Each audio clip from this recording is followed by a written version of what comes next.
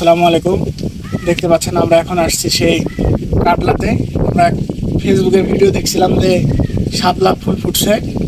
আসলে বিশাল বড় পুকুর, কোন পাশে যে ফুল ফুটছে সেটা তো আমরা বুঝতে পারতেছি না। আমি আর সাকিব আসছি। এই পাশটা দেখলে দেখাও, এই পাশেও পুকুর। এই জায়গাটা কিন্তু পিকনিক করার মতো একটা জায়গা। আপনারা চাইলে এখানে এসে কিন্তু পিকনিক করতে পারেন। এই পাশে বিশাল বড় পুকুর, যতদূর চোখ যায় শুধু পানি আর পানি।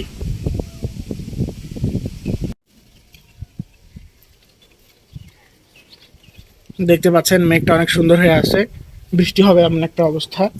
এই পুকুরের মাঝখানে কিন্তু শাপলা ফুল ফোটে, আমরা স্থানীয়দের কাছ থেকে জানতে পারলাম। সকালবেলা আসলে শাপলা ফুল দেখতে পাওয়া যাবে। এখন আমরা এই বিলের আরেক প্রান্তে আসছি, বিশাল বড়। তো এখন সব নৌকাগুলো ব্যস্ত, যার কারণে আমরা যাইতে পারলাম না মাঝখানে। অন্যান্য জায়গা থেকে অনেক লোকজন এসেছে যারা এই নৌকাতে করে ভ্রমণ করতেছে। আমরা ইনশাল্লাহ কোনো একদিন আসবো, এসে আপনাদেরকে দেখাবো এই বিলের মাঝখানে গিয়ে শাপলা ফুল নিয়ে দেখাবো ইনশাল্লাহ।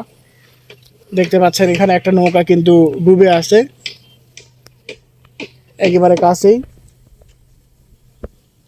আর যদিও বা এটা পর্যটন স্পট না, সে কারণেই নৌকা পর্যাপ্ত নাই যে ঘুরে দেখাবে। অল্প কিছু আছে যেগুলো কিছু লোকজন নিয়ে নদীর ওই বিলের মাঝখানে অবস্থান করছে, সেই কারণেই আমরা আজকে যাইতে পারলাম না, এই জন্য খারাপ লাগলো। তো আশা করি আগামী দিনে আসবো, এসে আপনাদেরকে দেখাবো। আপনারা আসবেন, অবশ্যই আপনাদের ভালো লাগবে। দেখতে পাচ্ছেন অসাধারণ দৃশ্য। এতক্ষণ আমরা বৃষ্টির মধ্যে আটকা পড়েছিলাম, এখানে বিশাল বড় এরিয়া, এক পাশে আমরা আটকা পড়েছিলাম।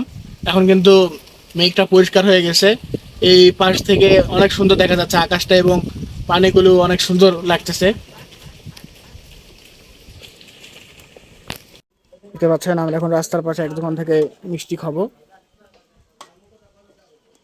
সচরাচর এখানে পাওয়া যায়। সাকিব আসো।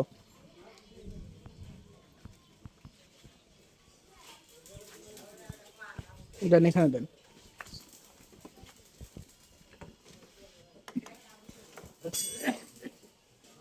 সাকিব মিষ্টিটা তো খেয়ে দেখলা, কেমন টেস্ট?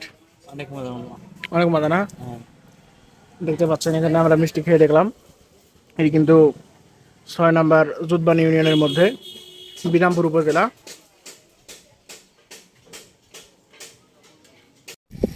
সবাই ভালো থাকবেন, সুস্থ থাকবেন। আজকে চলে যাচ্ছি কাটলা ব্রিজ থেকে। দেখা হবে নতুন কোনো ভিডিওতে।